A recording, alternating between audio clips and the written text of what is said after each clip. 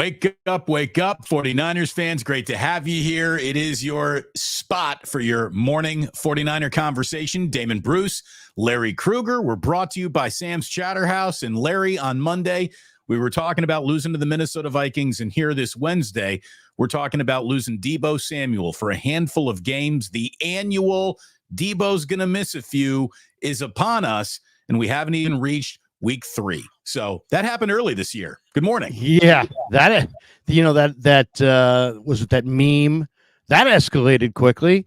Yeah, I mean, now the 49ers are going into week 3 without CMC for who knows how long, without Deebo probably for, I don't know. They said a few weeks. My guess is probably a month, right? Probably 3 games for sure, maybe 4. And, we're going to find out what Brock Purdy's made of, what Kyle Shanahan's made of, what this team is made of. And you know what? It's time for Brandon Ayuk to, he got his bag. It's time to show up. The first 2 games of the season, he was pretty much a non-factor. And I heard Brent Jones on the radio saying, this guy's got to step up, and there's no question about it, especially now with no Deebo, no CMC. You wanted the bag. You wanted to be the big dog. You're the big dog. Now it's time to perform. So we'll see what he brings on Sunday.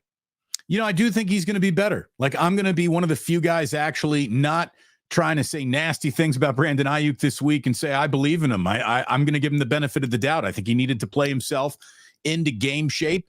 He played more in week 2 than he did in week 1. In week 3, it's about who's going to answer that bell. There's a lot of guys who are healthy and ready to go to answer the bell. And I've got a crazy theory, Larry, that I'll run past you in a little bit about what you really need to have happen on a football team when you got an offensive concern. So we'll get into all that. But just tell me here, this is not fact. This is not science. Tell me if I'm projecting. Does it seem to you also, like it does to me, that the 49ers lead the world of sports in, I didn't even see that guy get hurt, and then the coach is telling me the next day he's going to be gone several games? Is it just me? Like, am I projecting some bias on the Niners with this? It feels like the injury I never saw occur comes back to haunt you in a Monday announcement that you didn't even expect. Like, oh, I didn't even know he was hurt. He's gone 2 weeks. What happened? Feels like the Niners lead the world in that category. It does. I mean, it seems like every time, it seems like we're hit with surprise injuries every few weeks. Like, yeah, I didn't see anything, but this guy reported this. But, that's how rough this game is. I mean, these guys, they're banging bodies. It's massive collisions. It's all kinds of body parts and, being, thrown around. These guys weigh a lot. They're fast as heck. And it's just, the old mass and velocity and force, I mean, it's just like one of those things. This is a sport. It's 100% injury sport. My youngest kid is a freshman playing freshman football. I told him, I said, if you don't want to get hurt, don't play, because everybody gets hurt. So, if as long as you understand that going in, I think that's a contract that every football player makes with himself, is that, you know what, I'm going to play this game because I love it, and I'm going to get hurt because I'm playing this game. And if you're not willing to accept the pain, then you can't accept the glory. And that's it. I mean, it's a violent game. I will say this. I don't think the 49ers are like deficient as far as their medical practices, their training habits. I won't sit there and point at Kyle Shanahan's practice routine or regimen and say that they're doing anything to get hurt. It's just, the bounce of the ball, the luck of the draw. And that's the way it is. So they're going to have to overcome it. I mean, let's be honest though. The team they're playing this week doesn't want to hear about it, because the Rams are even more banged up than the Niners. There is no Puka. There is no Cup. There is no Steve Avila. There is no Johnny Johnson. There is no Joe Notaboom. I mean, they've lost a lot of guys. Their kicker's got a mild groin strain. Their kicker's hurt. I mean, but it's the right team for the 49ers to run into.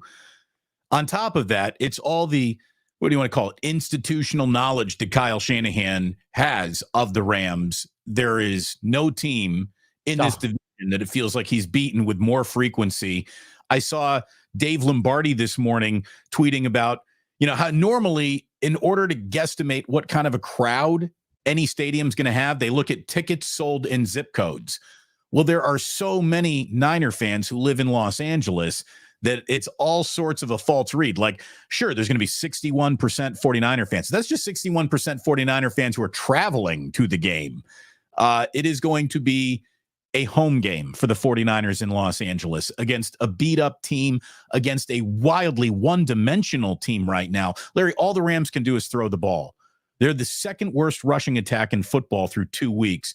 And I think Kyren Williams is a talented player, but obviously it's not going in front of him. The offensive line is dinged up, and there's going to be no Cooper Kupp, no Puka Nacua. And this is, even with Christian McCaffrey and Deebo Samuel unavailable, this is 100% on the 49ers stick. I don't think the line is moved. It's still 7, is it not? I mean, this should be. I thought it was. I think it's 7 in the hook. Okay, I think it's 7.5. But you know what? Yeah, this is the get right game. This Shanahan dominates McVay. You're right. It's going to be 75% Niner fans there. You're also right. They don't have a great offense outside of passing, and now they don't have Cooper Kupp or Puka Nacua. So. Unless Tyler Johnson, Demarcus Robinson, Tutu Atwell, and the rookie Jordan Whittington, come alive. And then we didn't even mention that the tight end Higbee's got an ACL, so they're leaning now. Colby Parkinson, the former Stanford player, is starting. I mean, Bo Limmer, who was a 6th-round draft choice out of Arkansas, nice player, but he's starting at center. Jonah Jackson, the left guard, is listed as out. So Logan Bruce, I believe, will start at left guard. Alaric Jackson. And it's a different spelling. It's Bruss. But I mean, they just don't have. This is they're facing the right team at the right time. Yeah. And if they can't handle them, this is going to be an moment. And if I don't want to. Somehow they don't win this game, it's going to be bad. Right. Well, look, I know one of the things you want to talk about is the constant. Portion of the 49er fan base that wants Brock Purdy and Kyle Shanahan to reapply for their jobs with every defeat. But yeah, 2-1, you're right on schedule. You've won your first division game. You got through a McCaffrey and a Deebo injury, and everyone's going to be feeling pretty good coming out of a stadium that you're going to dominate. At 1-2, before we even get to week 4, you're going to have people looking for panic buttons, and it's going to become insufferable out in these 49er internet streets. We know that. We absolutely know that.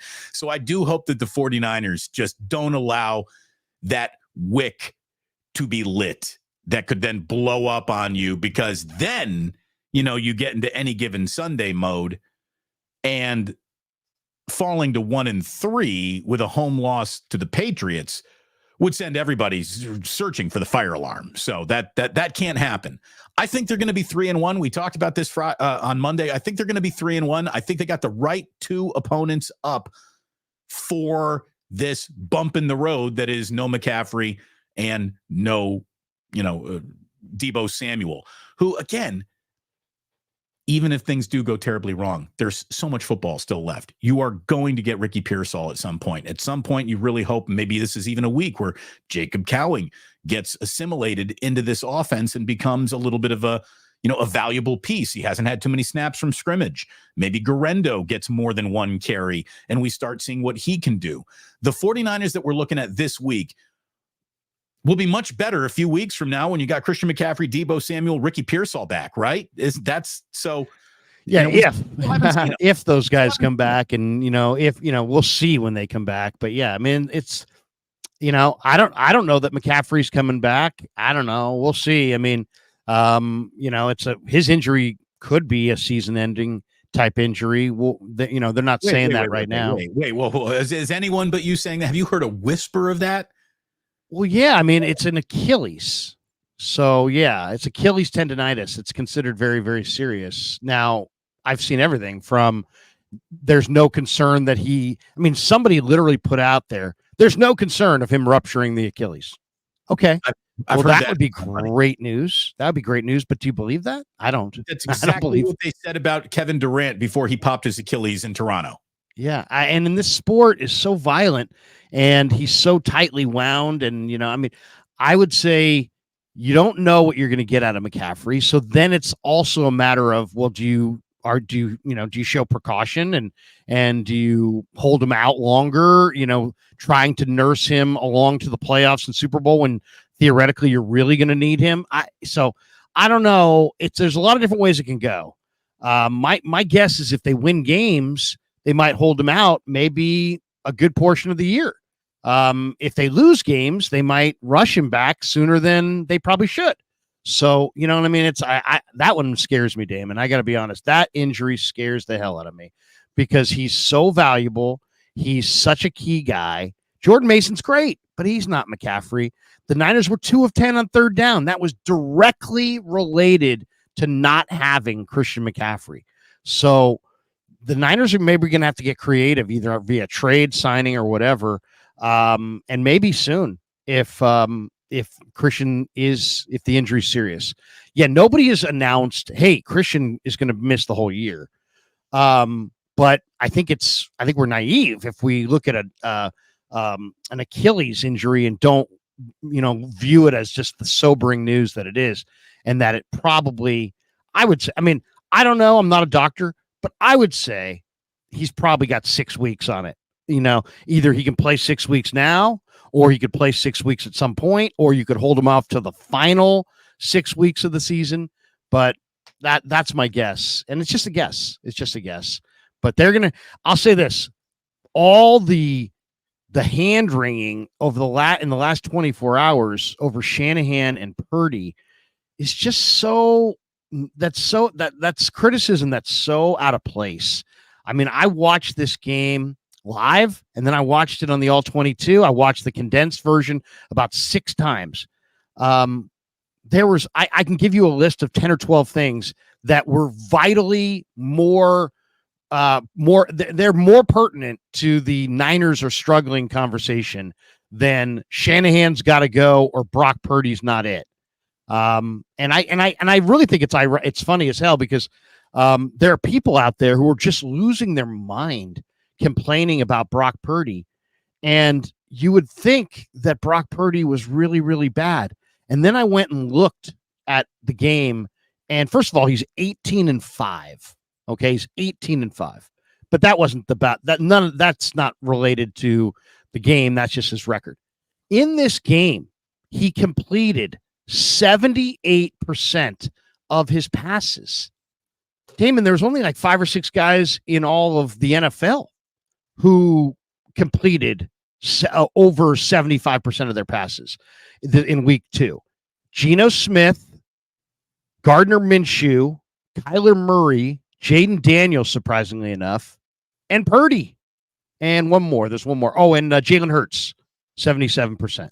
So those 6 quarterbacks completed over 75%. So he's one of 6 quarterbacks in the league to complete a high percentage. He also threw for 319 yards. Only him and Geno are the only quarterbacks in week 2 to complete 75% and throw for 300 yards. So I get it. He held the ball too long. He turned the ball over twice. They were 2 for 10 on thirds. They lost the game. They didn't score enough points, and he's got to take responsibility for that. But to me, when I watch this film, I would blame Ayuk, total non-factor. I would blame a punt block. I would blame a muffed punt. I would blame an offensive line that I thought looked totally and utterly confused by Brian Flores' blitz packages. I would blame 5 or 6 bad miscommunications on the back end that resulted in touchdowns and first downs and all kinds of big plays. I would blame Collins and Hargrave, who were complete zeros, despite the fact that they, on paper, should have kicked all kinds of ass. And instead, they got their ass kicked and did nothing. I blame Devondre Campbell, who is clearly not Dre Greenlaw.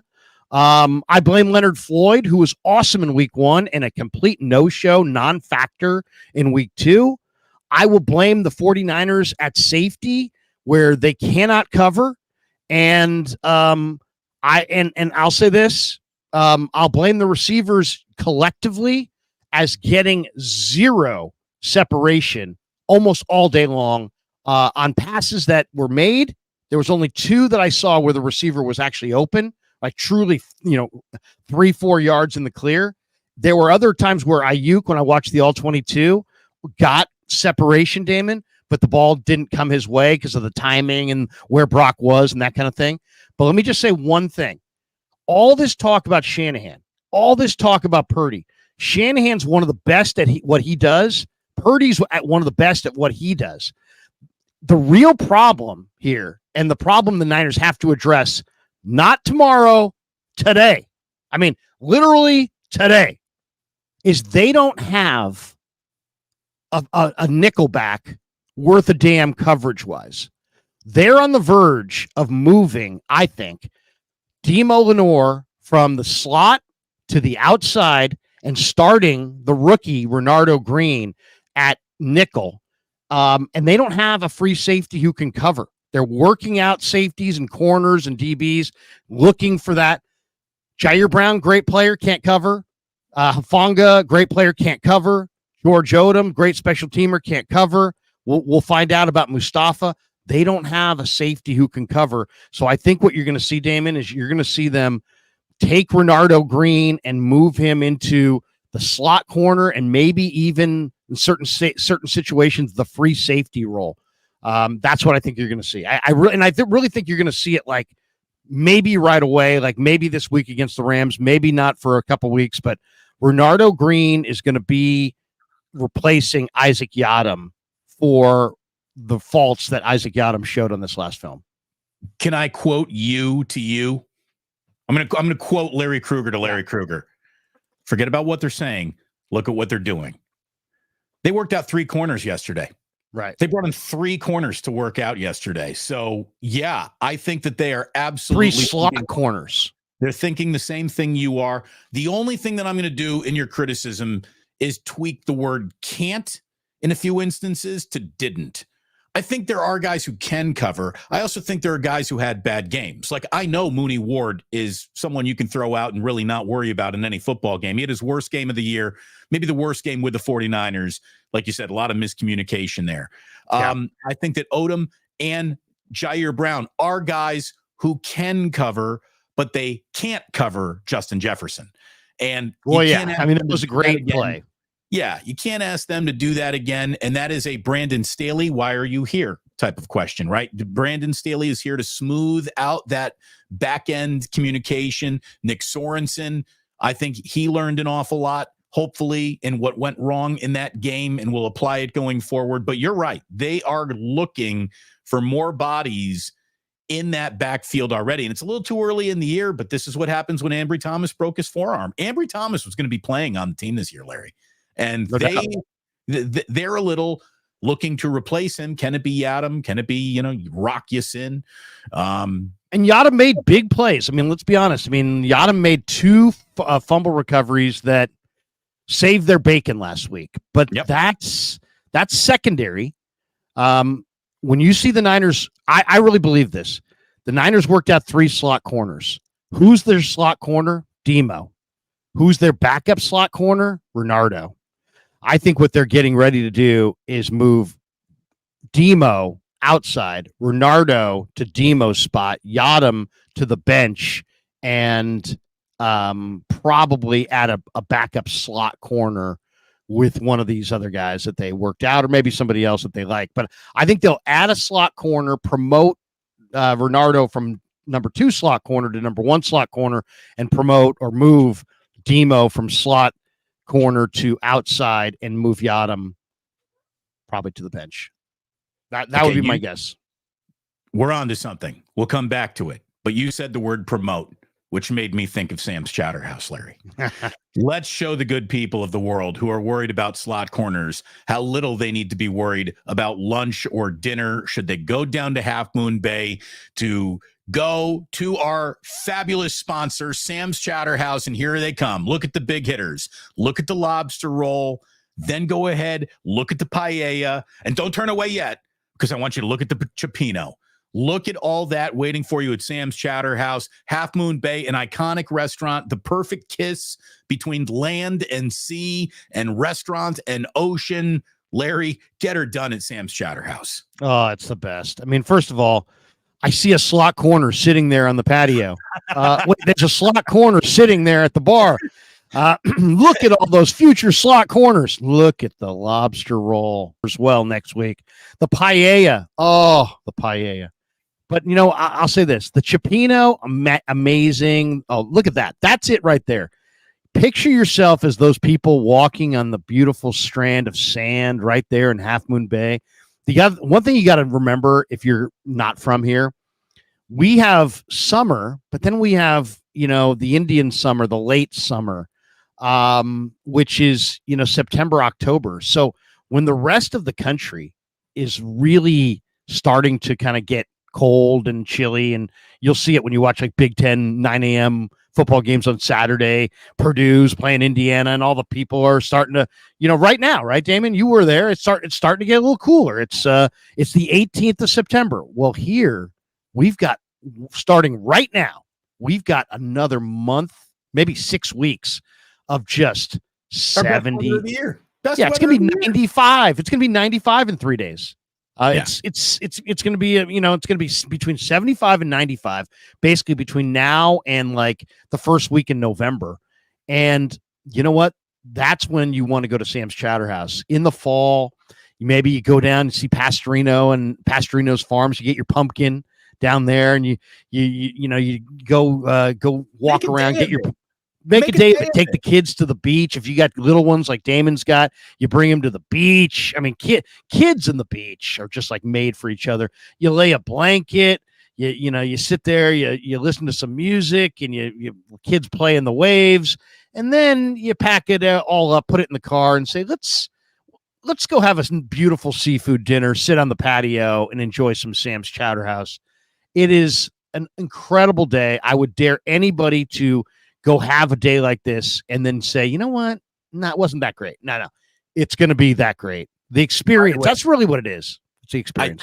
I think you just invented a segment for Mondays. I know people give out game balls. They give out helmet stickers. We're going to give out lobster rolls. The player of the week is going to get our lobster. Larry, you get to give away a lobster roll each week, and I'm going to give away a lobster roll to a 49er each week. And so that way on Monday, you'll know who played well, and you don't have to worry about hand-wringing over whatever comments you read about how Kyle Shanahan and Brock Purdy are the sole epicenters of everything that could ever go wrong in a football game. It's like the offensive line isn't even there. It's as if the defense had no responsibilities at all that entire day.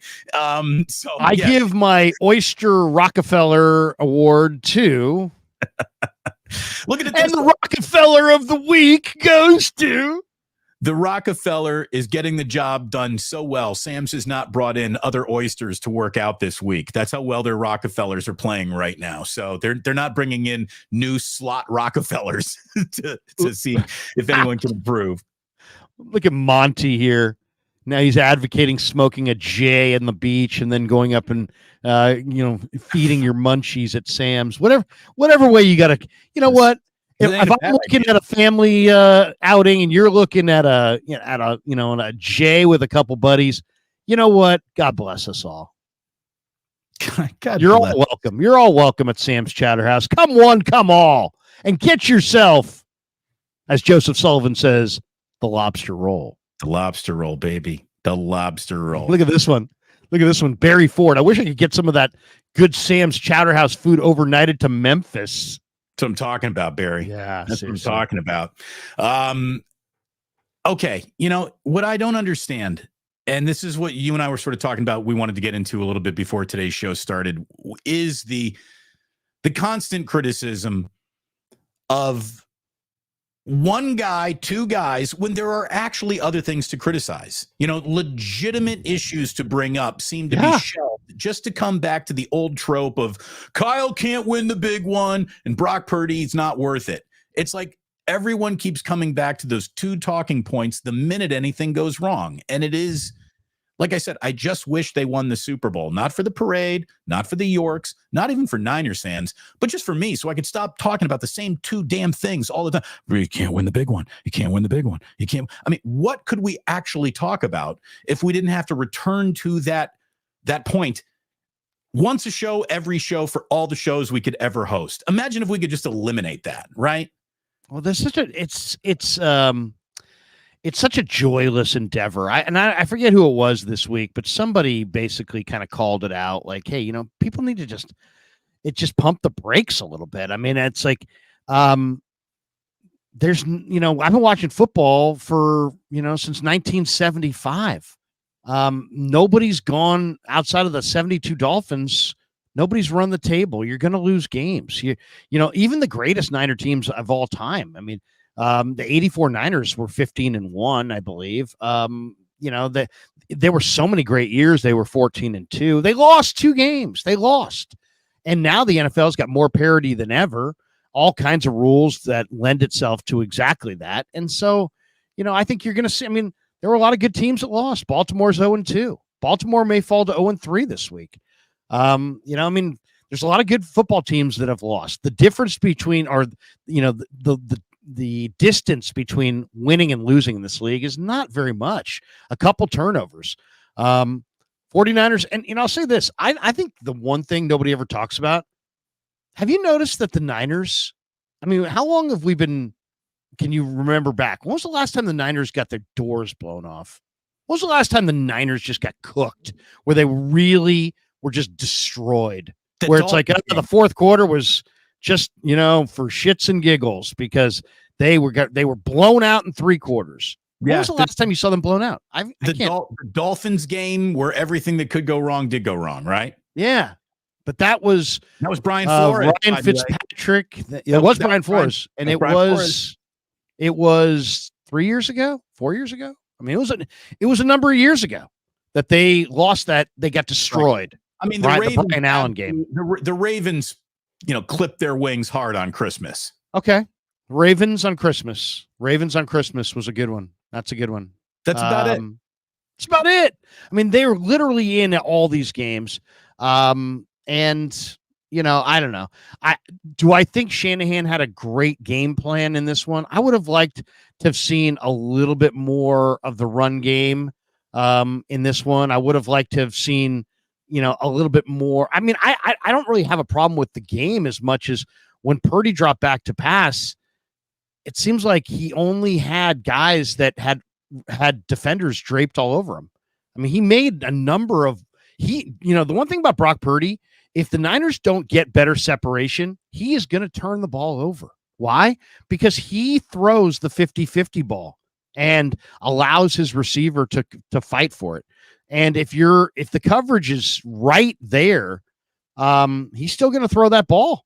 So Niner receivers better get used to catching it in a crowd or fighting for it or knocking it down, because he's gonna give them a shot at the 50-50 ball, which is all receivers typically want. He's not going to be shy about putting it out there. So I would imagine we're going to see more turnovers coming his way, because there's no separation.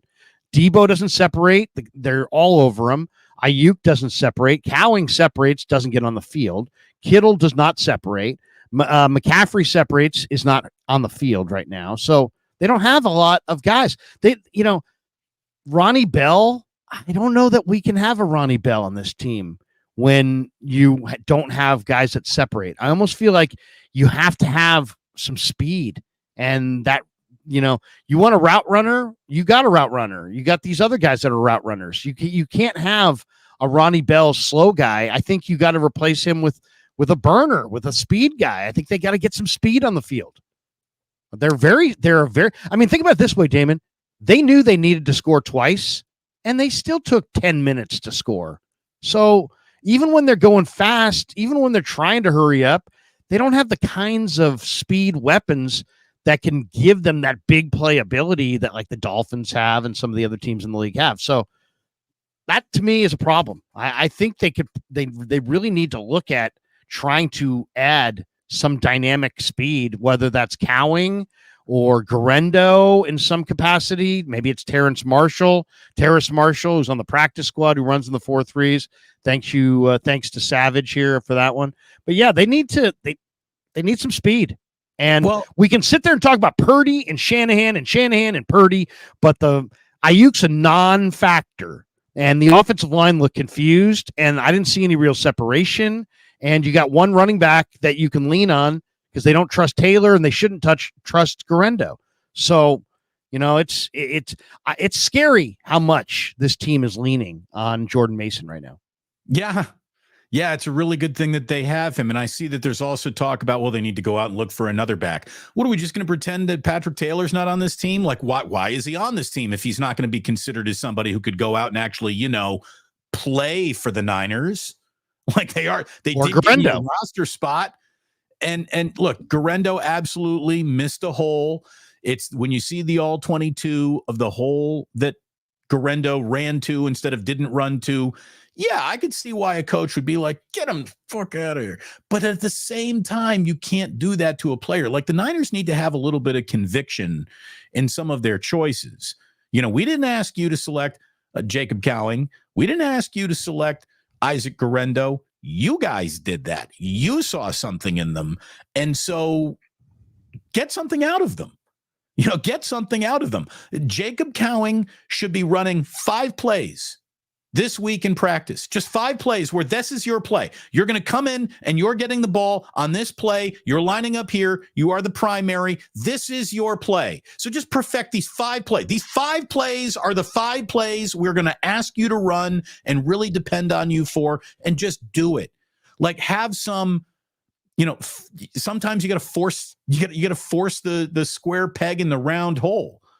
And you guys selected the pegs to fit the holes. So, let's see what you got. You do not have the luxury to wait for perfection any longer. You're going to have to take pretty good when you can get it. And we don't know if Isaac Garendo might have turned his next carry into a pretty good carry because Kyle gave up on him at the speed of light.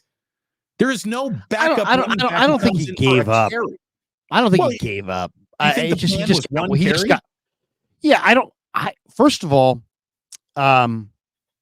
this kid is not a running back. And I don't know how many times I have to say it before people will take me seriously when I say that.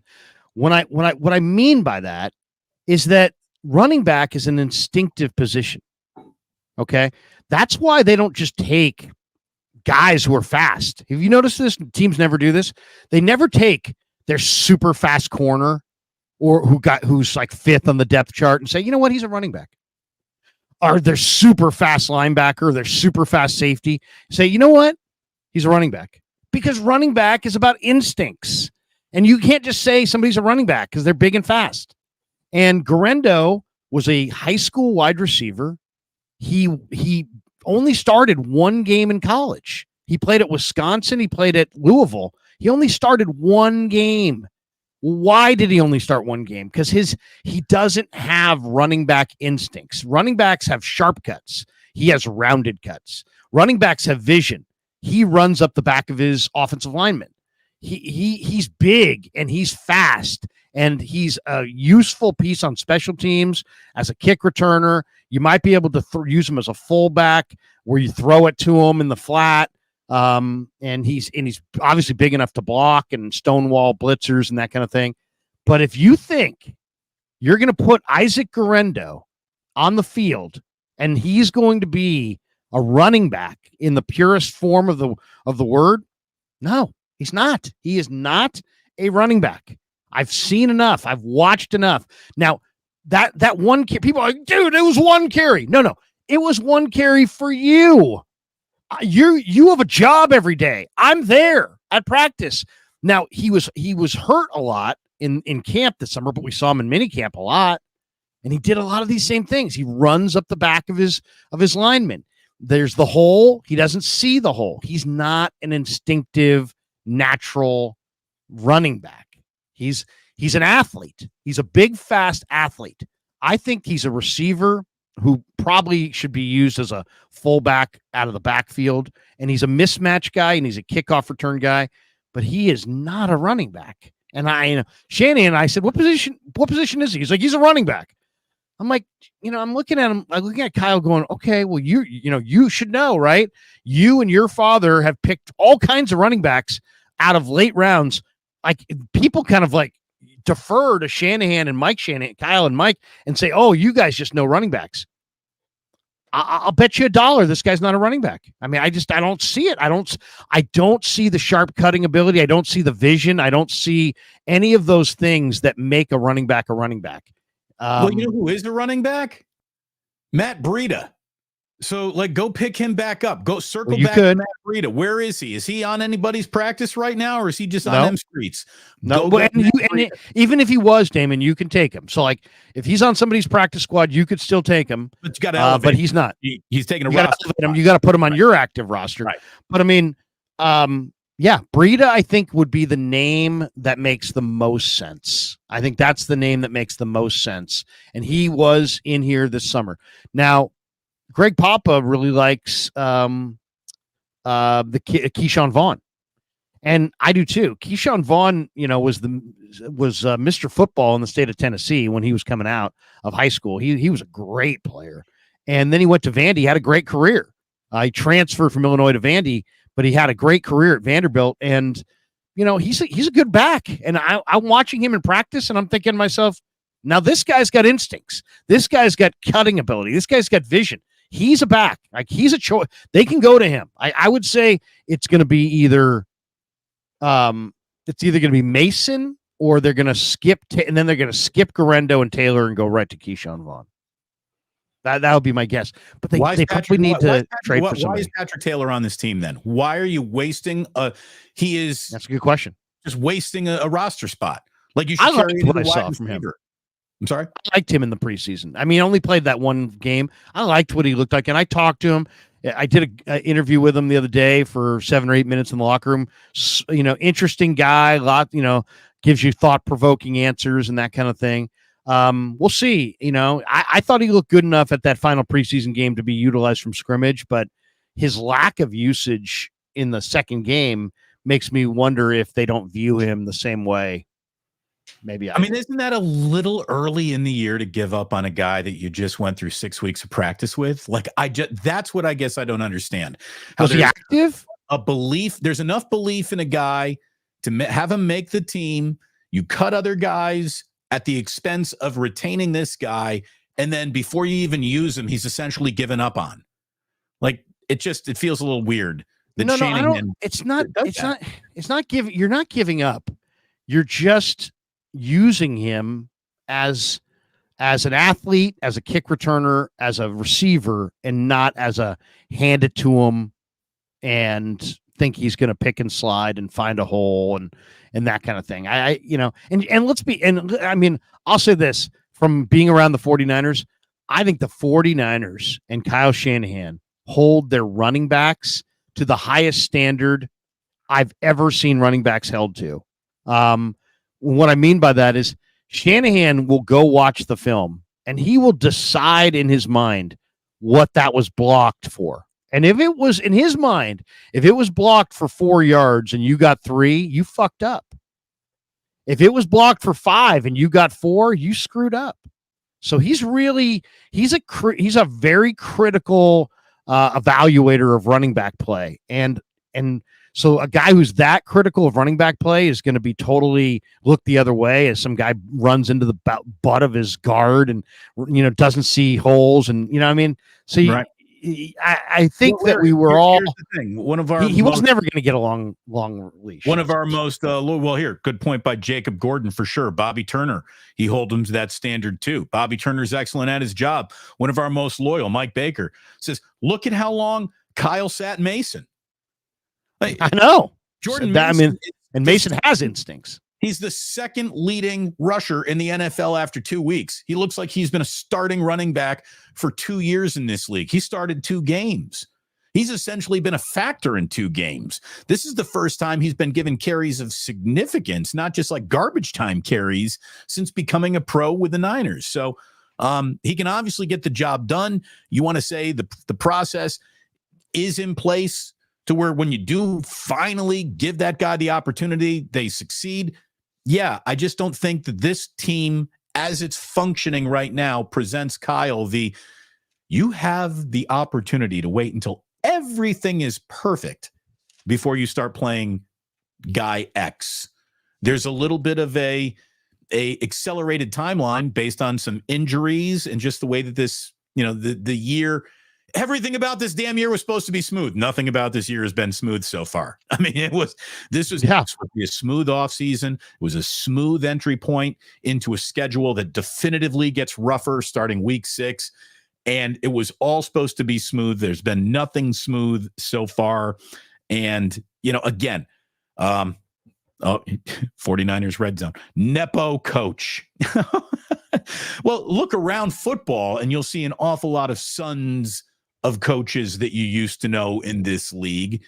But Kyle Shanahan doesn't have the job because he was the son of a successful head coach. He has the job because he is a successful head coach. There are things to criticize him about. And as a matter of fact, I want to share one of the most interesting, well-thought, rational comments any one of my videos has ever produced, Larry. I took a screenshot of it. Okay. I took a screenshot of it to share on this show. And I even said, I'm going to share your rational approach to Shanahan criticism with the audience.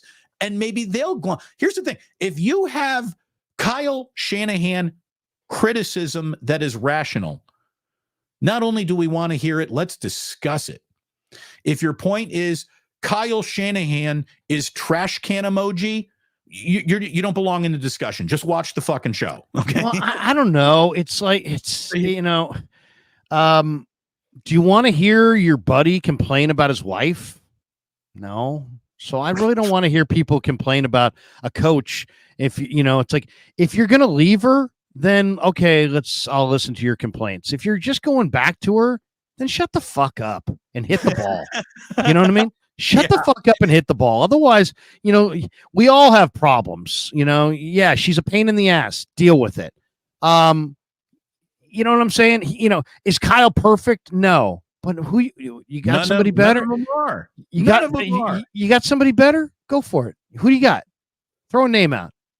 I don't listen to Kyle Shanahan bashing when the guy's 35-15 in the last 3 years, and you know what? I don't have a great memory. It's some of the things of in the past are eluding me, and there's things that I used to remember that I don't remember, but I still remember the Jim Tomsula era, and I can still remember looking at John Lund as the Niners defense gave up 7 consecutive 100-yard rushing performances in the Chip Kelly era, and it's like, you know what? If I couldn't remember those things, maybe I'd be ripping the shit out of Shanahan. But I kind of do remember those things. So when I hear people ripping the shit out of Shanahan, I'm like, you know what? Come up with a better alternative or shut the fuck up. Right. Steve is that what do you think of that, Damon? What do you think of that kind of, it's not that I'm with you. I mean, if you have a legitimate beef on Shanahan, that's something real, bring it. Let's discuss it. Let's dissect it. But this just like, he sucks. It's so lowbrow and it's so without thought, because if I take you at your word that I agree with you, he sucks. You're right. I'm wrong. He's out. Now what? Right. Well, again, it's what? Steve Kerr. Steve Kerr. It's the Steve Kerr. What do you think of that? Tell me that you weren't here for Mike Montgomery. You just did. If you think I like Mike Montgomery, but you tell me you weren't here for the Dave Cowens era, or right. some of the donkeys they've had as coaches. Yeah, you're bitching about Steve fucking Kerr. You're bitching about Kyle Shanahan. Literally, there's 15 teams in the league that would fire their coach tomorrow if they could get those guys, and you have them, and you're like, we're only getting to the winner's circle, near the winner's circle. We're not in the winner's circle. Okay. That's why, guess what? That's why they throw $250,000 to $500,000 parades in cities that have cost overruns for days, because it's special. It's really, really special when you win a title. And that's why it's rare. It's hard to do. So, Larry, Would you like to hear Steve Young won one? Would you like to hear a well-thought critical of Kyle Shanahan Yes. critique by an adult? Would you like to hear something that an adult who has thought about something has said? It's not Kyle trash can emoji. Here we go. This is from KK45. Don't even know who that is, but KK45. I hope you have liked and subscribed to both channels because we need smart observations like yours on both of our channels. Thank you very much. Here it is, Larry. We're going to go easy on Kyle Shanahan because he is allowed to have a bad game once in a while. But the main concern for me is that he keeps losing to the same people. He's now 0-2 against Brian Flores of Minnesota. He's 0-4 against Jim Schwartz of Cleveland. He's 0-5 against Steve Spagnuolo of Kansas City. And 2 of those games being Super Bowls and blowing 10-point leads. That concerns me. Year after year, losing to the same teams shows a pattern. Okay, let's talk about that. That is well thought, well reasoned, supported with statistics criticism of Kyle Shanahan. And the only thing I have to say is you're right. There are some coaches in this league who just seem to have other coaches' numbers. And unfortunately for Kyle, it seems like coaches of teams that he runs into in the postseason or in the regular season, you know, he's Steve Spagnuolo's got his number. Jim Schwartz has got his number. It's funny though. A lot of the argument gets, this argument gets worked over both ways. It's like, do you like, who would you rather have, Kyle or McVay? And people be like, dude, McVay's won the Super Bowl. Okay, but Kyle owns McVay and is like 9-1 against him or whatever. So, is it about the Super Bowl or is it about your head-to-head record? Kyle owns McVay. But you'd rather have McVay because he's won the Super Bowl, and Kyle hasn't won the Super Bowl. There it is. So, there's McVay's record against Kyle. I think there is 2-9. 2-9. Wow. And I think McVay. When they were both free agents because they both were hired the same year, I was a McVay guy. I was the guy yelling, "Man, I'd hire McVay. I'd hire McVay. I'd hire McVay." So I can't say that I'm surprised that McVay's been good. McVay is good. And he's a smart guy. All I'll say is Kyle is not a perfect coach. And he's got flaws. There's no question about it. I think there's not only that, I think I could point to common denominators of the losses. A lot of times he gets too pass happy. In a lot of these games, if he had run the ball, a little bit more, they probably would have had a different outcome. I looked at Jim Harbaugh in that era as, man, they sometimes would run it too much and not pass it enough. I look at Shanahan as kind of the opposite. He gets kind of pass happy.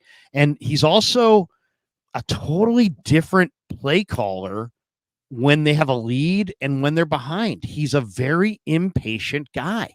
I think that he would be a guy that would be very interesting to watch play cards in like Vegas.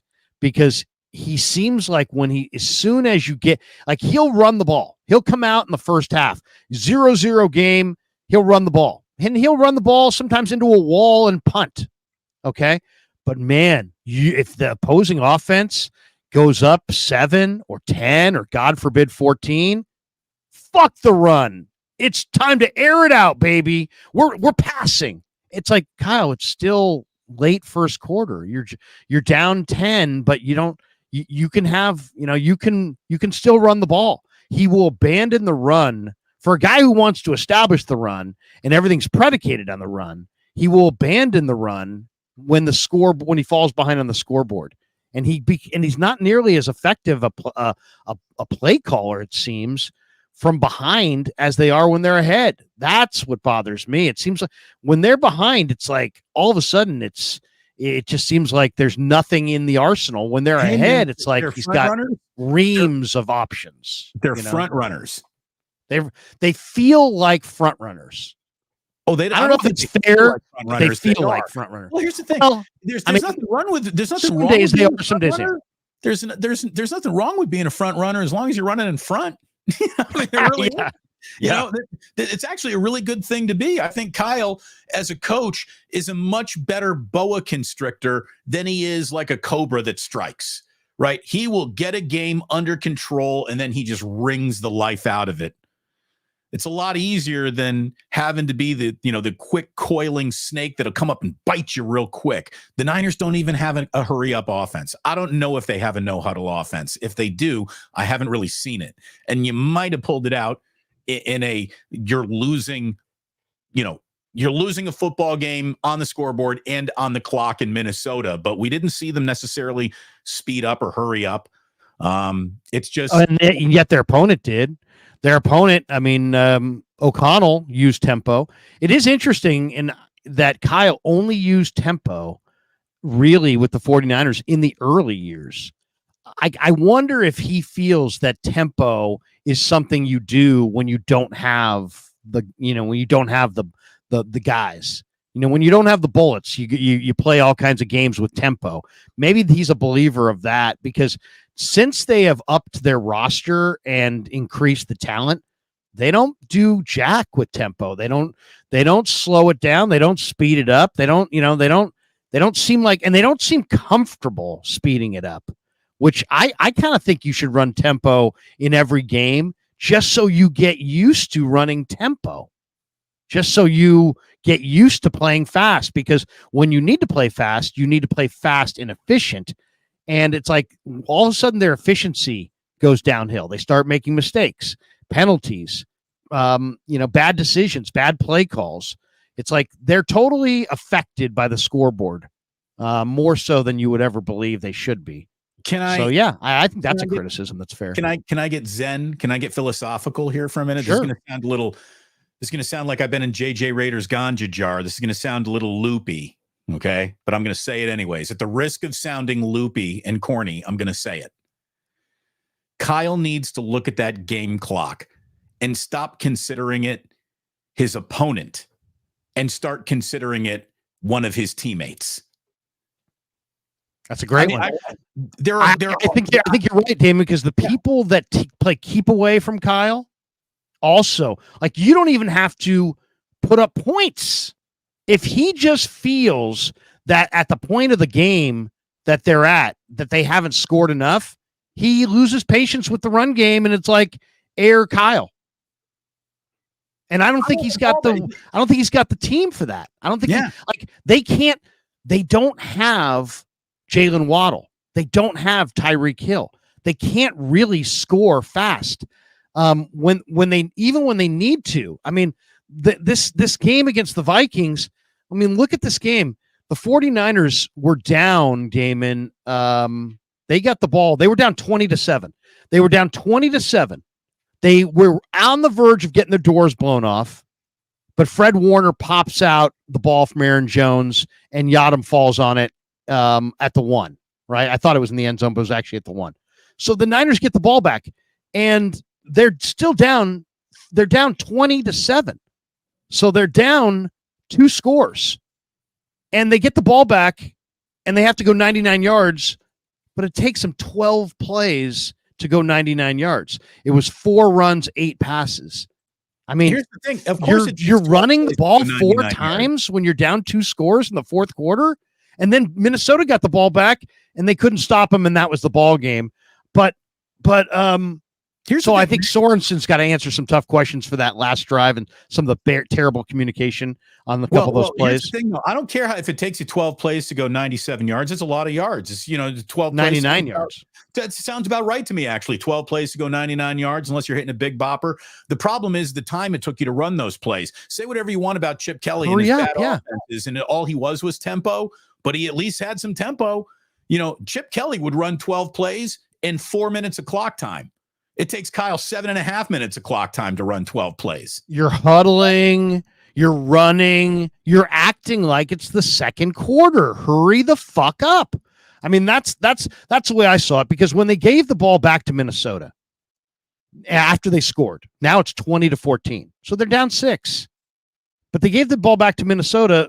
There was still 10-16 left in the fourth quarter when Minnesota ran their first play on the next drive. And the Niners couldn't stop them on third down. They couldn't stop them on 3rd and 7 from the 33. They couldn't stop them on 3rd and 8 from the 41. They couldn't stop them on 3rd and 2 from the 22. So it was over then. They kicked the field goal, 2-score game. And then, Purdy led them down the field again. And Moody kicked the field goal to make it a 1-score game, but they didn't get the onside kick. Ball game. Thanks for coming. I'm just saying, it's like you're going to lose if you either don't score fast. You're going to lose if you don't score. You're going to lose if you score slow. The only way you're going to win is if you score fast. And yet they still go 12 plays. And it's like, and I agree that doesn't sound bad to go the distance, the whole length of the field. But that's what I'm saying. You have to have big play ability. You got to have, like for this week against the Rams and going forward. I know he muffed a punt. I don't give a shit. I want to see Jacob Cowing on the field for his, space creating, field stretching capability. That's what I want to see. I want to see Jacob Cowing on the field. He's the only speed they have. They don't have any other speed. So speed is, there's a reason that all these people at the combine are like, whoa, the guy ran 4.2. There's a reason that the Chiefs traded up for Xavier Worthy, because when you have vertical speed, teams have to defend you vertically, and you're stretching them this way. And if you stretch them enough, guess what? Kittle's wide open underneath, and Debo's wide open underneath. Why? Because Xavier Worthy ran off the defense and took the top off. They don't have that guy. They got JJ. He's running 4.7. They got Kittle. It's literally when JJ and Kittle are on the field at the same time, that's like a 2 tight end alignment. Right. The reason why Brian Flores was able to sit on the middle of the field in the Minnesota game was because Kyle didn't have anything to attack but the middle of the field. So it was a little predictable and easy, and the Vikings took advantage of it. They really did. And look, there's an awful lot of talk surrounding the Debo injury. Who's got to be the guy that answers the bell? Ronnie Bell, Jacob Cowing, Jawan Jennings. Who's it going to be? Elevate Taylor from the practice squad. It's going to be him. It's going to, who's it going to be? Who's going to be the guy who comes in and makes the absence of Debo less felt? And that's an interesting conversation to have. I think I got the right answer, though. It's the defense. Guess who's not hurt? Guess who's not hurt on this team? The defense. With all due respect to Dre Greenlaw, who we know can't be out there right now, and a getting better Talanoa Hufanga, who can't be out there right now. Maybe it does come back this week. But this is on Nick Bosa and Fred Warner and Mooney Ward. And if I'm Kyle Shanahan, I am looking at the Rams. I'm looking at their offense. I'm looking at what they got, and I'm looking at how one-dimensional they are. And I'm looking at the fact that they're going to be looking at a silent count on their own home field, because SoFi Stadium might as well be Candlestick South. So feel good about that. And I'm walking up to Brandon Staley and Nick Sorensen, and I'm saying, not a tick over 17 points. You keep these guys under 17 points, and you do it this week, and then you come back and you do that next week against the New England Patriots. But that's the magic fucking number. No score starts with a 2 in the next 2 weeks, and it's up to you guys to get us through the Debo McCaffrey absence. It's up to this defense to play a level of football and stop being the forgotten man. And Hargrave, do something. Malik Collins, you are the best defensive tackle on this team. Keep it up. Somebody else, Jordan Elliott, do something. Bosa, another sack this week, please. Another turnover, Fred Warner, please. Travarius Ward, you need a better game, and you need one right now because you just played your worst game as a Niner last week in Minnesota. No Cooper Kupp, no Puka Nacua. We got this, and we got this because we got a good defense. You boys get us through this. It's up to you. That's the way I'm looking at this. It's not who is going to make 3 catches that Debo would have made. It's let me show third down. Let me show you one thing that I agree with all of that, by the way. I mean, let me show you what I think was the real problem in the loss. I'm going to share the screen on 2 plays here. 2 plays I want to show you. Okay. This first one is the touchdown, the Naylor touchdown. Okay. So he's down here on the bottom, right? And that's Mooney Ward right there. So everything looks good. And then he moves inside. You'll see the confusion. Yeah, he moves inside, and then he moves in the C gap inside the tight end. And look at the confusion that it presents for the Niners. So he moves in. Okay, now Jair comes up. Now he moves inside the tight end. And these guys don't know who's got who. Right. And there's two guys there. You got the tight end releasing into the flat, and you got the receiver, Naylor, going to the corner. Okay. So what is the more pressing issue? It's the fucking guy in the corner. The guy in the corner's in the end zone. The guy in the flat is short of the end zone. And watch the way this goes. These guys both take the guy in the flat. Nobody takes Naylor, and Darnold just goes, hoop, boop. That's way too fucking easy, man. That's way too fucking easy. And that's terrible communication. There's this exact same play, and you can see the confusion. Mooney. Toast, burnt. Thanks for coming. So that was that right there. This kind of communication breakdown is really why they lost this game. They gave up a touchdown on a communication breakdown. Okay, that's one. Okay, that's that one. Now I'm going to show you this one because this was the game. This is the final drive, the first third down on the final drive. And I'll bring it back here. This isn't the laser beam back shoulder to Naylor, is it? No, this is the bunch up top. What you're gonna see is a bunch up top. It's a 3-by-1 bunch. So you got 3 up top, you got 1 on the bottom. You got the offset back, and you got Darnold out of the shotgun. And you got the Niners technically looking really good up top here, Damon, because they got their 3 best coverage guys. Those 3 Niners up here are Renardo Green, Demo Lenore, and Charvarius Ward. You could make an argument that Green, Lenore, and Ward are their 3 best cover guys. They're all right here. This is a 3rd and 7. Okay. 3rd and 7. The line of scrimmage is the 33-yard line. So basically it's the 40. You're playing to the 40. Okay. Now watch this. This is the game on the line, man. This is if you make this play, you have 9.5 minutes left. You're down 6. Here it is. They get to a little bunch. Confusion. Nobody goes. Renardo Green gets 5 yards back. Mooney's like sitting there. Now you can see Mooney on the back end here. This is the end zone version. You can't see the bunch, but you'll see Mooney at the end here, very frustrated.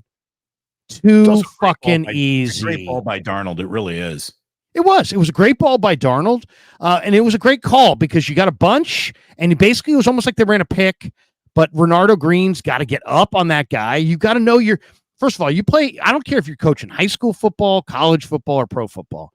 If you're a defensive back and you're walking to the line of scrimmage, you have to be saying to yourself on every goddamn snap, down and distance, down and distance. That tells you how you need to play, more so than the call, more so than the matchup, down and distance, especially in the fourth quarter in a 1-score game where a first down could be the end of the game.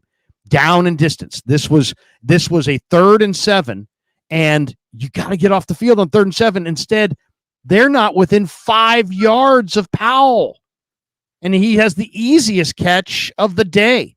And this was the ball game. After this, it was done. I mean, everything else after this was, I kind of think was done. The back shoulder that you described was an awesome throw by Darnold. But that right there, 2 major miscommunications, one on a 3rd down, the other on a touchdown. And, Nick Sorensen's going to have to answer for that on Thursday. It's like, hey, this is your defense. Obviously that wasn't what you wanted. It's got to be better. It's got to be better. We can blame Shanahan. We can blame Purdy. I'm not saying they're not without blame. They are with it. It's totally reasonable to blame these guys. Right. But people see what they want to see too, Larry. I mean, I had a guy, I had someone in the comments say, first of all, Brock Purdy threw 2 interceptions and he stares guys down. Okay, first of all, Brock Purdy threw 1 interception. The other turnover was a bad fumble, but it was not an interception. And the interception that he did throw was a tip drill where you could have played yakety sax And it was not a result of staring anyone down. It was hands in the air, ball in the air, look out, everybody.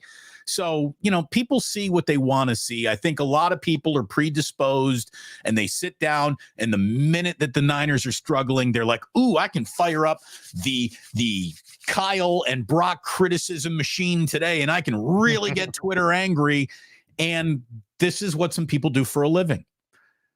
We are not those people. We're actually trying to talk about the football game that's happening, not the football game we wish would create good content for us.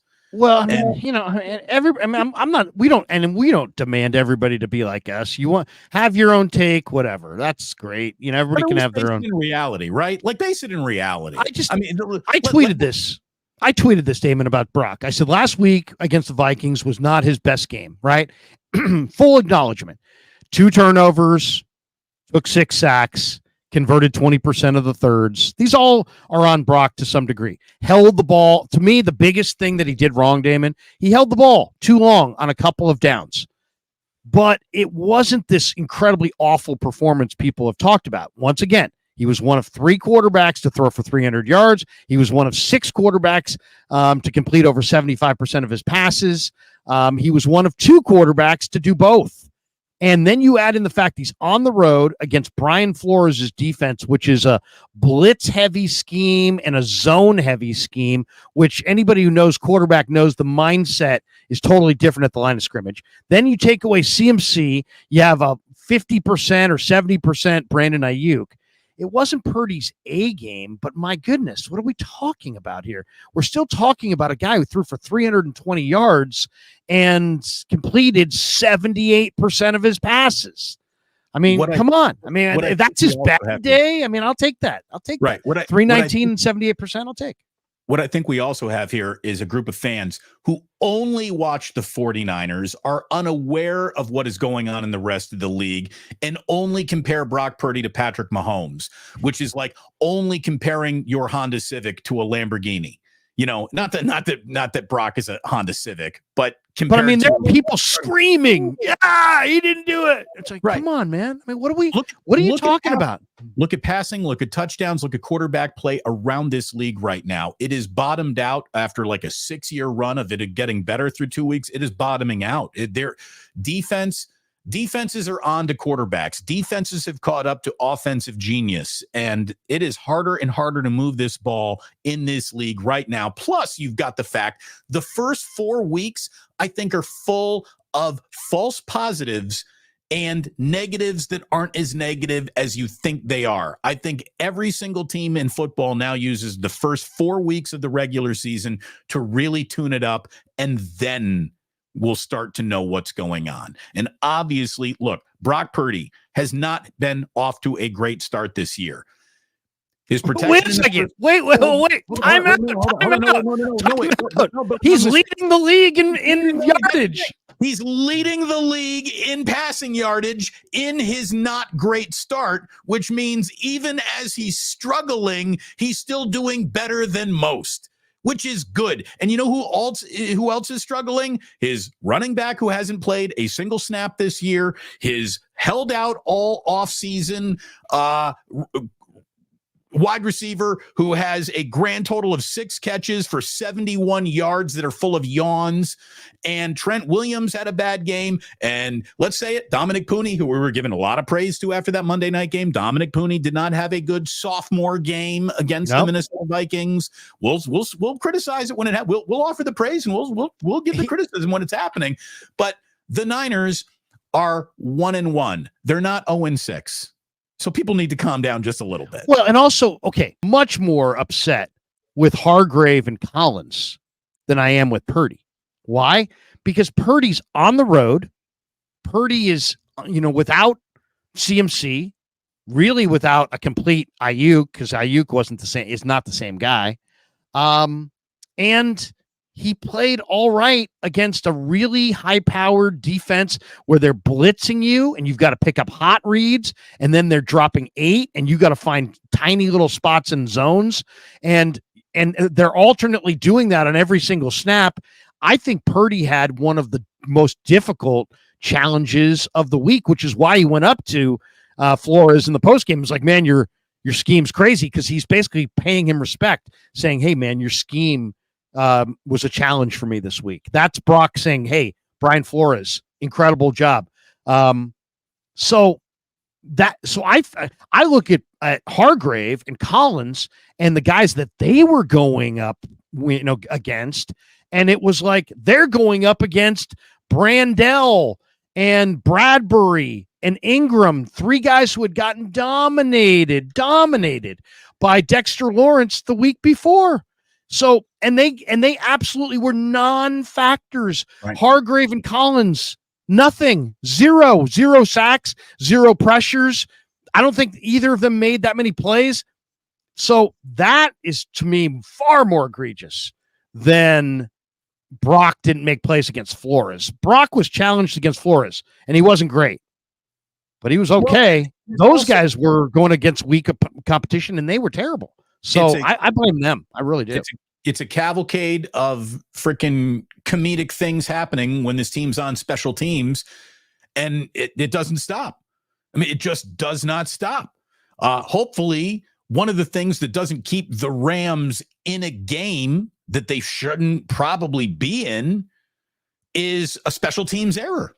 And I'm worried about it. Again, the 49ers have made the art of just fielding a punt this Herculean task that every other team just blows through like it's not even a big deal. They don't even worry about it. They just get your worst wide receiver, the guy that you're least worried about getting hurt in a dangerous play. Have him do it. That's how every other team in football basically handles kickoffs and punt returns. For the 49ers, it's like some sort of trigonometry that they just can't find the right protractor to figure out. It's ridiculous how difficult they make an otherwise everyone else does it pretty easily task. So criticize them for that. Criticize, hey, when Brock has a bad game, and a bad game's coming, no doubt about it. It always happens. Save it for then. But to just criticize blindly because you have an allegiance to just keeping this storyline that something is wrong with Kyle and nothing with the 49ers will be right until Kyle's gone. You know, this damn guy keeps losing Super Bowls is a pretty good complaint about to have a head coach. Because most people complain, this guy can't even reach a Super Bowl. That's most fan bases. We can't even get to the playoffs, much less lose a Super Bowl. My guy keeps losing Super Bowls. It's not something you want to say, but it's also about as good of a bad complaint as you can have about a coach. Well, think of it critically. I mean, if you rip the offensive line, you get X number of clicks. If you rip the quarterback, you get a whole lot more. Sure. If you rip the head coach, you get a whole lot more. You know, it's just it's people that are doing this for money, and they're not doing this for the love of this or for any kind of journalistic credibility. It's all about the clicks. If you're all about the money, then yeah, I'd park my car at the corner of Purdy and Shanahan every single day and just it's all about the money. It's all about the clicks. Why have a take on Collins and Hargrave when you can have a take on Shanahan and Purdy if it's all about the money? If it's all about, hey man, I did 3 videos and a live stream today and I made X. If that's what it's all about at the end of the day, then you're serving your master. If you're all about money, I mean, we're all, money makes the world go around. We're all doing everything for money. It's hilarious. We had the people the other day who were mad at me because I threw an ad on my YouTube channel, like I always do for every single video that I do, because it was tied to Ricky Pearsall and that Ricky Pearsall update. And it was like, oh my God, Krueger. Oh my God, there's an advertisement. It's like, what are you, fucking an idiot? You must be the world's biggest fucking idiot. Have you ever, I don't care if you watch MSNBC, CNN, Fox News, or local news, guess what they all fucking have? Commercials. Right. When they're telling you about the storm, they're running a commercial. When they're telling you about the person who got raped, there's a commercial. When CNN is telling you, when KPIX is telling you, when KTVU is telling you, there's a fucking commercial. If you listen to KCBS, there's fucking commercials. But it's really offensive if you say, oh, you know what? Welcome to the Krug show. And this is our sponsor. And this happened to Ricky Pearsall. All of a sudden it's like, oh my God, you have a commercial and I'm never going to listen to you again. I'm never going to watch. Are you never going to watch news again? Because that's what news is. What do you think TV news is? What do you think radio news is? You think those people are doing this for the love of the medium, and they're making money. They're making money. So it's just maybe you don't hear it, or maybe it's like if I had not said the sponsor, if you just had a YouTube sponsor embedded in the commercial, maybe you wouldn't have screamed at me. But all these people screaming at me, I'm like, every person on YouTube. Do you think Dave Lombardi turned off the commercials when he reported on going to Ricky Pearsall's, the attacker's arraignment? Do you think he turned off the advertising on his YouTube channel? No, he didn't. Larry, everybody's making money. Let me absolve you of your non-sins. But let me absolve I'm just telling you. It's like I know it doesn't look good, but guess what? It's all that's what this is. That's what the whole thing is. I'm going to make it all better. I'm going to make it all better. Spidey says deep breaths. Uncle Damon is here to make it all better. All you need to do, Larry, the next time anybody criticizes you or me or anyone for this, just let them know that as Damar Hamlin was being resuscitated back to life during an NFL game, they went to commercial. Right. Pay the bills. They went to commercial. There's a guy here who's dying. This is a literal traumatic on-field happening. Should we watch them try to bring this man back to life? Or should we let you know that DraftKings is offering a special right now that if you go 2 for 1, they went to DraftKings commercial. Right. So that's what this is, kids. So the whole world is grossly insensitive. It is. We're all grossly insensitive. Speaking of commercials, Larry, show me some Chipino. Just show me some Chipino right here. Speaking of commercials, let me show you what a good commercial looks like. Look at that. The blue sky, the blue water. What's bluer? Look at that. Oh, my goodness. There's the army that will bring you the following things. The lobster roll. Oh, Larry, look at that. Everybody's got their assignments right there in that bowl of paella. No confusion in that bowl of Chipino. Look at all of that and look at that view. Get yourself to Sam's Chowder House. And if that is a commercial that offends you, we can't be friends. Everyone's worst nightmare. Money ain't that important. It's actually the devil. Health is the only important thing. Yeah, try to pay your mortgage with health. The bank sent me my mortgage, and I wrote down on the banknote my blood pressure, and they were like, "Oh, cool, that's great. Thank you for 182 over 90. Oh, you're in." That rant was brought to you by Sam's Chowder House. Thank you. That's right, Larry. Let's go. Let's see what some of these supers are doing. We buried them. Yeah, we got a bunch here. End of the show. Let's have a bunch. Let's all right. Fuji Simeon 13. Do you think Farhan Zaidi gets fired? Thoughts on the Ramos splash hit ball dispute with McCovey Cove Dave?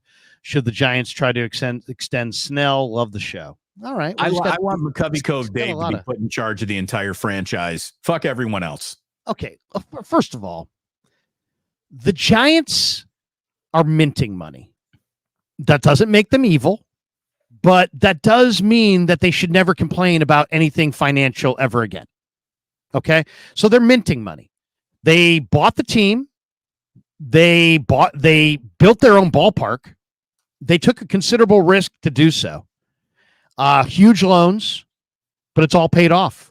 And it's now 2024. That was 2020. By 2007, they had paid off the park.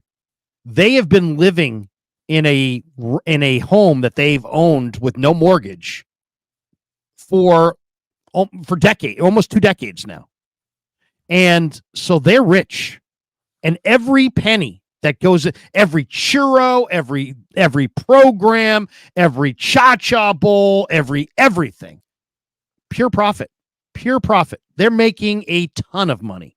They own tons of real estate south of the ballpark.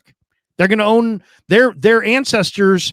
The descendants of Giants owners are going to be wealthy beyond belief for generations to come. Okay. So I don't want to, don't tell me that McCovey Dave asked for too much money for the Elliot Ramos home run ball. Okay. I mean, something tells me he probably didn't. And now I don't know this McCovey Cove Dave, and he sounds like kind of a piece of work. And I'm not saying just he can call his price, but don't complain about what you have to pay McCovey Cove Dave. You got to be kidding me. Either shut the hell up about that ball or pay him whatever he wants, as long as it's somewhat reasonable. And it probably is. I mean, what does the guy want? A couple grand? Fine. Give him a couple grand. You're minting money. Stop complaining about money. God, that looks so bad. I mean, do you want somebody to come out of their house on Pacific and Laurel in the middle of Pacific Heights and start complaining about money? Because that's the Giants right now. Yeah, if the Giants walked out of their house, start complaining about money, they would be the richest person on your block who owns their house outright and has all kinds of vehicles and toys standing in front of their house bitching about money when they're minting money. You are standing on a lawn in front of your mansion with your Lamborghini in the driveway, and you're complaining about how much you got to pay the guy to mow your lawn. Right. Screw you. All right. Yeah. Enough Giants talk. That's that. And then as far as do I think he'll get fired? No. I hope he'll get fired. And let me just say this. I want to call up my friend here, Marty Lurie. He's going to get one more year, Larry. They're going to give him a show it to us year. Really? I feel like it. I think they're going to get one more year out of Farhan. Marty tweeted this out today. What's Marty? There it is. Oh, here we go. He says, folks are making a big deal about how the Giants play over these final series. Somehow it will determine Farhan's fate. Not so. That decision has already been made by ownership. Information is being leaked to the media. Something will change in the front office. We will know what on October the 1st. So give me your decipher that, Damon. Yeah, I think they're going to bring him back. I think they're going to bring him back on double secret probation, and I think they're going to say to Bob Melvin and Farhan, something needs to happen in 2025 that'll be better in 2020 than it was in 2024. I don't think either guy's going anywhere.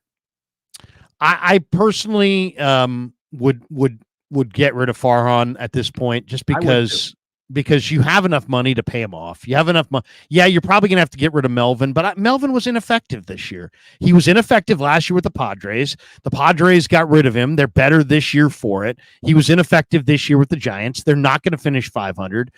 It was roughly a 500 roster, so he underachieved. So, if you get rid of Farhan, you're probably getting rid of Melvin, but I'm okay with that. I'm okay with getting rid of Farhan and Melvin. I would go with regime change here, and I would go with, I personally think Ned Colletti would be a fantastic hire, but I would go with the Baltimore Orioles GM, and I would just, as I said, the Giants are super rich. Go to Mike Elias, the GM of the Orioles, who's built them into a great farm system, and just whatever he's making, just give him way more.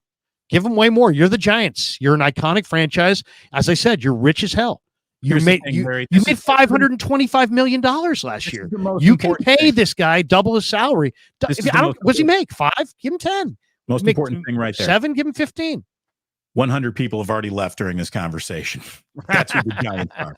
That's who the Giants are. Let's move on. What else we got in the super there chats? You go. That is fair.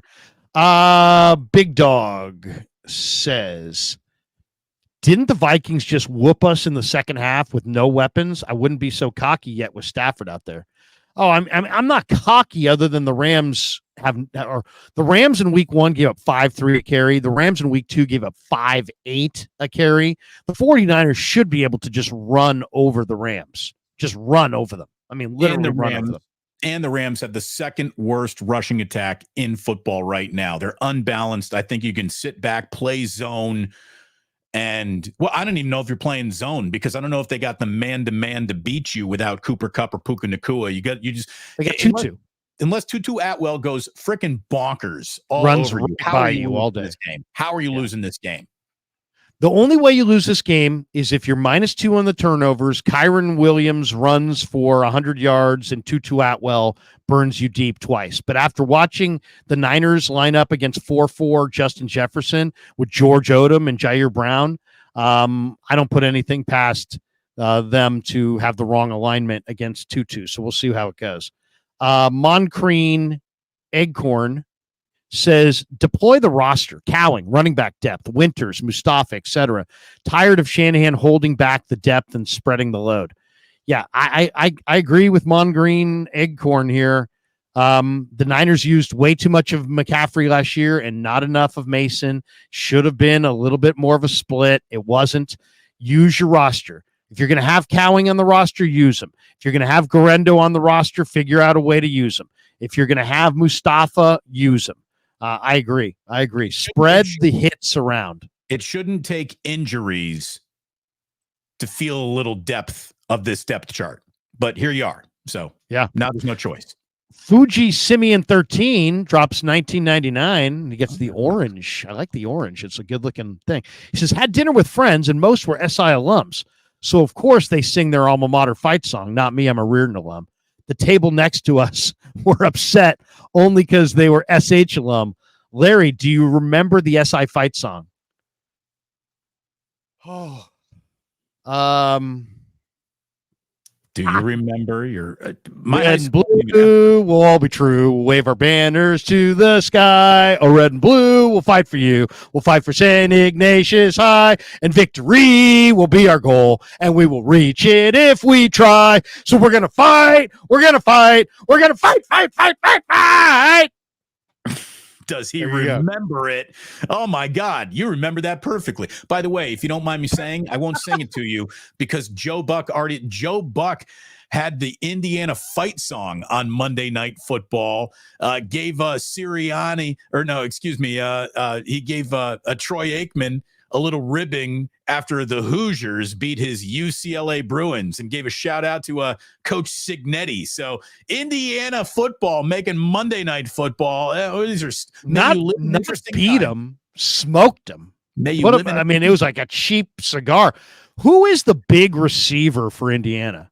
Elijah Surratt, Surratt. That guy. I mean, Indiana's got some ball players. Mm-hmm. I was surprised. I watched a little bit of that game just because I knew you were going to be down there, and I was like, "Oh, it's 4:30. It's the window. There's not a lot going on." It was a 3:30, right? 3:30 or 4:30? 4:30. What time? 3:30. Yeah, 4:30. Yeah. So it wasn't the packed window. I watched about a quarter of that one before we left for Cal San Diego State, and it looked like Indiana was just going to dominate. And sure enough, they got the win, and it was convincing. Greg Argisi, guys, how about getting Jet McKinnon with Mason in the backfield? Jet checkdowns until CMC comes back. Our defensive coordinator needs to get better. My name is RJZ. My name is RJZ. Am I missing something there? What am I? I'm not sure what he's. Do you get that? Or well, first of all, McKinnon is a street free agent. Kareem Hunt just signed with the Chiefs, so you can't get Kareem Hunt. The guy that, if you're going for street free agents, isn't Touchdown Lenny out there? I would like Leonard Fournette if I'm going to just go off the street. I think I'd like Leonard Fournette a little bit more than Matt Breida, to be honest, because I like Leonard Fournette catching it out of the backfield. Guy San says 2 guys need to play this week. Terrace Marshall needs to be activated from the practice squad. He already knows how to play in the NFL. He ran 4.38, and Jacob Cowing, another 4.38 wide receiver. I'd be in favor of both of those. I mean, especially, come on, man. Terrace Marshall runs 4.38 and is an NFL receiver. He needs to be up over Ronnie Bell. Okay? I mean, I like Ronnie Bell, but come on. I mean, I'm not sure if you agree with me or not, but Damon, I really think Terrace Marshall and Cowing do provide some speed, could give them some separation ability. I'm all for those guys getting in there. And we got this one from Now this one, he's busting me for pronouncing. He says he says God morning, but I'm sure he means good. Good morning, fellas. Larry, you are killing me pronouncing my last name. You have to roll the R and end with yo. So Angel Murillo. Thank you. Anyways, everybody like and subscribe. I just wish my girlfriend would look at me the way Larry looks at Tanner Mordecai. Now that is funny. We all wish. Wish. Sorry for not being able to roll my R's. All right, David E. Larry, considering your assessment of Guarendo's lack of running back instincts, do you think the Niners made a mistake trading the entire 5th round pick to get him? Possibly. I think they fell in love before the draft with Guarendo's size and speed. We'll see. It's amazing how well Kyle does with the running back he ends up with and how poorly Kyle does with the running back he drafts. And then they cut the running back he ended up with in Schrader, who's now a Ram. So you're right. I think you're absolutely right. Look at Trey Sermon, look at the Elijah Mitchell, look at the pass, look at Joe Williams, look at Raheem Mostert. I mean, yeah, you're right. Bobby L says Larry and Damon are the shit. Or is it most realistic takes? Thank you, Bob. Mike Baker says you two really need to learn to speak your mind. Yeah, exactly. Excessive 03, bring back Tom Sula so I don't have to watch again. Blood Moon, Brendel was awful, just brutal. Done with Jake. Get Nugent in there ASAP. Kyle needs to let Brock Purdy take more of the reins. Also, is Brock Purdy trying too hard? Hero ball. No, but you know what Brock Purdy needs to do is take the check down. Be more patient. Keep your offense on the field. Stop driving the ball relentlessly down the field. Everybody says he's dink and dunk. That was the worst take of all time. He's really more like Brett Favre. He takes tons and tons and tons of risks. He needs to take fewer risks and check it down a little bit more. That's what I would say. And look, Nugent might be on the way, but Minnesota would probably have been the wrong team to really throw him out there because Flores was just way too exotic up front to just throw him into that situation. But yeah, Larry, give me an update on Feliciano. When might he be back in the picture? Well, he's on IR designated to return, and I would say he's probably going to be back in week 5 or 6. Okay. And I think he could plug in at center. He absolutely could. Speaking of Barry Ford, so speaking of money, drop this in the Sam's Chowder House cocktail jar for me. Thank you very much, Barry. Very, very cool. Barry was wondering about my headsets too. What are these? He wants to know. These are just those are studios. I don't even know the brand. It's AKG. on the top. They're old. Yeah, those are professional cans. Yeah. Anthony says, Larry, ask Kyle, check down guy considering. Greg Argisi. My last name is pronounced RJZ. Oh, I got you. Greg. Love the show, dudes. Argisi. Greg Argisi. There we go. Argisi. Now we get it. Sorry, we're a little slow. But it would be Argisi. It's actually Arjayzi. Greg Arjayzi. Arjayzi. Okay. Arjayzi. It's kind of the same with the Italian sausage. That's Calabrese. It's Argayzi. It's Arjayzi. Yes, Arjayzi. Greg Arjayzi. All right. Thanks, Greg. Appreciate you. That's going to do it for us, Damon. You know what? An hour and 34 minutes in, and it's time for us to run for the door. Hey, but Larry, you're going down in the Miata today. You're going to ask Kyle all the nasty questions. You're very angry, Larry. You can calm down a little bit. Why don't you be nicer, Larry? I'm going to go in there, and I'm just going to say, I'm a football guy. And as a football guy, I thought Collins and Hargrave weren't very good at football. You know what I'm saying? As a football guy. Have a great day, everybody. Peace.